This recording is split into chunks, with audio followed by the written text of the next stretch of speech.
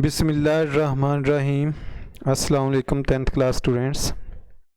आज के chemistry 10th के चैप्टर 1 केमिकल इक्विलिब्रियम के लेक्चर में हम पढ़ेंगे इक्विलिब्रियम कांस्टेंट और इसके यूनिट्स के बारे में। तो इसमें आज आप एक स्किल भी सीखेंगे कि इक्विलिब्रियम कांस्टेंट का यूनिट कैसे निकालते हैं। तो शुरू करते हैं जी। इक्विलिब्रियम कांस्टेंट और इसका यूनिट के सी का जो एक्सप्रेशन है उसको हम कैसे लिखते थे, जहन में लाइए। बैलेंस्ड केमिकल इक्वेशन में प्रोडक्ट्स के एक्टिव मैसेस जबकि प्रोडक्ट्स के नंबर ऑफ मोल्स उन एक्टिव मैसेस के ऊपर कुव्वत-ए-नमा की सूरत में लिए गए हों, उनका हासिल ज़रब, और उसको हम लोग डिवाइड करते थे रिएक्टेंट्स के कोएफिशिएंट इनके कंसंट्रेशन के बतौर कुव्वत-ए-नमा का हासिल ज़रब। इनकी कंसंट्रेशन से मुराद है मोलर मैस, कि उनका जो एक्टिव मैस या मोलर मैस था मोल पर डीएम क्यूब, जिसे हम स्क्वायर ब्रैकेट से ज़ाहिर करते थे, उसके ऊपर रिएक्टेंट्स के जो नंबर ऑफ मोल्स हैं वो बतौर कुव्वत-ए-नमा आ जाएं और उनका हासिल ज़रब, तो वो के सी के इक्वल होता है। तो इक्विलिब्रियम कांस्टेंट मतवाज़न कीमी मसवात मतलब बैलेंस्ड केमिकल इक्वेशन में प्रोडक्ट्स के कोएफिशिएंट्स इनकी मोलर कंसंट्रेशन के बतौर कुव्वत-ए-नमा का हासिल ज़रब, मतलब कि जो प्रोडक्ट्स की मोलर कंसंट्रेशन है उसका हासिल ज़रब और उनके जो नंबर ऑफ मोल्स होते हैं या कोएफिशिएंट्स होते हैं वो बतौर कुव्वत-ए-नमा आते हैं। और नीचे भी रिएक्टेंट्स के जो कोएफिशिएंट हैं वो मोलर कंसंट्रेशन के बतौर कुव्वत-ए-नमा उनका हासिल ज़रब, उसके दरमियान जो निस्बत होती है उसे हम के सी से ज़ाहिर करते हैं। ये इक्विलिब्रियम कांस्टेंट की जो है वो वर्बल डेफिनेशन है। तो आम तौर पे ये होता है कि जो प्रोडक्ट्स की जानब आपको बताया था इस चैप्टर के शुरू में कि केमिकल इक्वेशन में जो चीज़ें बाईं साइड पे लिखी जाती हैं वो रिएक्टेंट्स होती हैं, और रिएक्टेंट्स के नतीजे में जो दाईं साइड पे लिखी जाती हैं जो बनती हैं वो प्रोडक्ट्स होती हैं। और न्यूमरेटर होता है शुमार कनिंदा किसी चीज़, जब हम कोई भी कसर लिखते हैं ना, जैसे हम लिखेंगे 1/4, इसमें वो जो 1 ऊपर आ रहा है वो न्यूमरेटर है और जो 4 नीचे आ रहा है वो डिनोमिनेटर है। तो आम तौर पे हम क्या करते हैं कि जो प्रोडक्ट्स होती हैं उनको न्यूमरेटर और जो रिएक्टेंट्स होते हैं उनको डिनोमिनेटर के तौर पर लिखते हैं। तो मतवाज़न कीमी मसवात जानने के बाद हम किसी भी रिवर्सिबल रिएक्शन के लिए हम के सी की कीमत लिख सकते हैं, और उसमें हम रिएक्टेंट प्रोडक्ट्स की कंसंट्रेशन की वैल्यूज़ एंटर करके, मतलब रिएक्टेंट्स और प्रोडक्ट्स की कंसंट्रेशन को हम के सी की इक्वेशन में दर्ज करते हैं, तो उससे हमारे पास उसकी वैल्यू आ जाती है के सी की। तो अब के सी का यूनिट कैसे निकालते हैं इस बात को देखिए ज़रा, थोड़ा सा वजाहत करता हूँ।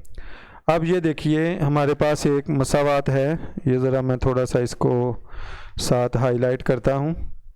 ये हमारे पास है जी H2 हाइड्रोजन गैसियस फॉर्म में है, और ये I2 के साथ इसका रिएक्शन हो रहा है, और ये डबल एरो का साइन शो करता है कि रिएक्शन रिवर्सिबल है। तो जो प्रोडक्ट है वो क्या बन गई 2HI। तो ये हमारे पास एक रिएक्शन है। तो इसके लिए हमने के सी लिखना है, तो प्रोडक्ट को एज ए न्यूमरेटर लिखेंगे, जैसे हमने HI को ये देखें उसके एक्टिव मैस को हमने एज ए न्यूमरेटर लिखा, और जो उसके साथ कोएफिशिएंट था 2 वो उसके ऊपर एज ए पावर आ गया। तो उसके बाद डिवाइडेड बाय डिनोमिनेटर के तौर पे लिखेंगे रिएक्टेंट्स को। ये देखिए H2 की मोलर कंसंट्रेशन एंड I2 की मोलर कंसंट्रेशन। अब ज़रा नंबर ऑफ मोल्स का हिसाब करते हैं। रिएक्टेंट्स में हाइड्रोजन के नंबर ऑफ मोल्स कितने हैं 1, आयोडीन के नंबर ऑफ मोल्स 1, रिएक्टेंट्स के टोटल नंबर ऑफ मोल्स कितने हो गए 1 मोल हाइड्रोजन का 1 मोल आयोडीन का, तो टोटल कितने हो गए 2। प्रोडक्ट्स में देखें HI में नंबर ऑफ मोल्स कितने हैं 2, तो रिएक्टेंट्स और प्रोडक्ट्स में नंबर ऑफ मोल्स की तादाद बराबर है, तो इस मसावात में KC का कोई यूनिट नहीं होगा। कैसे नहीं होगा ये देखिए, HI की जगह हमने उसका यूनिट लिखा मोल पर DM क्यूब, मोल पर DM क्यूब और उसका स्केयर, और नीचे भी आ गया मोल पर DM क्यूब H2 का यूनिट और I2 का यूनिट, तो ये आपस में कैंसिल हो जाएंगे और कोई यूनिट जो है वो नहीं होगा। तो बात को सम अप करता हूँ कि अगर रिएक्टेंट्स में और प्रोडक्ट्स में नंबर ऑफ मोल्स की तादाद बराबर हो तो KC का कोई यूनिट नहीं होता। उसके बाद है जी अगला हमारा जो है एक और एग्जांपल लेते हैं। इसमें क्या हो रहा है कि नाइट्रोजन का 1 मोल, ये देखिए नाइट्रोजन का 1 मोल हाइड्रोजन के 3 मोल के साथ रिएक्शन कर रहा है। हाइड्रोजन के कितने नंबर ऑफ मोल्स हैं 3। डबल एरो का साइन शो कर रहा है कि रिएक्शन जो है वो रिवर्सिबल है। और अमोनिया NH3 के कितने मोल बन रहे हैं 2। तो इसके लिए हमने KC की लिखना है। सबसे पहले प्रोडक्ट्स को लिखते हैं और जो उसके कोएफिशिएंट है वो पावर के तौर पे आ गया, डिवाइडेड बाई नाइट्रोजन की मोलर कंसंट्रेशन, हाइड्रोजन की मोलर कंसंट्रेशन और जो उसका कोएफिशिएंट था वो पावर की फॉर्म में आ गया। अब हम मोलर कंसंट्रेशन का यूनिट लिख लेते हैं, मोल पर DM क्यूब की पावर 2, मोल पर DM क्यूब, और H2 का मोल पर DM क्यूब की पावर क्या आ जाएगी -3। अब ज़रा इसका आप हिसाब कर लें, मोल -2 और ये 2, तो ये नीचे कितनी पावर बन रही है जनाब 3 ये और 1 ये 4, और ऊपर टोटल कितनी पावर बन रही है 2। तो अगर हम इस 2 को नीचे ले आएँ तो 4 में से 2 माइनस हो गए तो कितनी पावर रह जाएगी 2, और ऊपर क्या रह जाएगा 1। तो अब इस स्केयर को देखें, मोल का स्केयर और DM की पावर क्या आ जाएगी -6, ये नीचे था। और जब हम इसको ऊपर वाली साइड पे लेके जाएंगे तो मोल की पावर हो जाएगी -2 और DM की पावर क्या हो जाएगी 6। इसको मैथमेटिकल वे से हमने हल किया है कि ऊपर वाला जो है न्यूमरेटर उसकी पावर 2 है, ये देखिए 2, और नीचे वाले की इसकी 1 और इसकी 3, तो टोटल इसकी पावर कितनी होगी 4। मतलब ये जो बनेगा ये बनेगा 1, ठहरे मैं ज़रा इधर से पेन ले लूँ, ये देखिए अब मैं इसको लिखता हूँ 1 बाई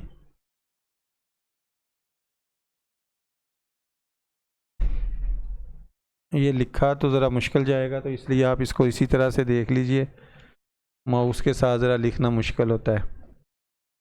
तो दोबारा से देखिए, जो ऊपर वाला है मोल पर DM -क्यूब -3 और इसकी पावर 2, और नीचे क्या बन गया मोल DM -3 और मोल DM -3 की पावर 3। ऊपर वाली पावर 2, नीचे वाली पावर क्या है 3। हम क्या करते हैं, इस ऊपर वाली पावर को नीचे ले आएँ तो 3 - 2 पावर क्या होगी 1। अब ये कंडीशन है, इसकी पावर भी 1 और इसकी पावर भी 1, दोनों ऐड हुई तो क्या बन गई पावर 2। अब 2 को हमने अंदर मल्टीप्लाई कर लिया मोल स्केयर और DM की पावर -6, ये बटे में था, तो जब हम उसको ऊपर लेकर जाएंगे तो साइन बदल जाएंगे। मोल की पावर 2 थी, ऊपर जाकर क्या हो जाएगी -2, और DM की पावर -6 थी, ऊपर जा क्या हो जाएगी 6। तो ये यूनिट क्या बनेगा मोल -2 और DM की पावर 6। तो इस तरह से इक्विलिब्रियम कांस्टेंट का यूनिट निकाला जाता है। मतलब अगर रिएक्टेंट और प्रोडक्ट्स में नंबर ऑफ मोल सेम हों तो यूनिट कोई नहीं होता, और बाकी अगर हम मतलब बैलेंस केमिकल इक्वेशन दी गई हो तो जस्ट हम मोलर कंसंट्रेशन की जगह उसका यूनिट पुट करके, और कुव्वत नमा का जो असूल है जो 9th क्लास में आपने पढ़ा चैप्टर नंबर 2 में, उनको यूज़ करते हुए हमने इसको सिंप्लीफाई किया है, तो हमारे पास उसका यूनिट आ जाएगा। लेकिन जी इसके साथ ही आपका आज का लेक्चर फिनिश हुआ। अल्लाह हाफिज़।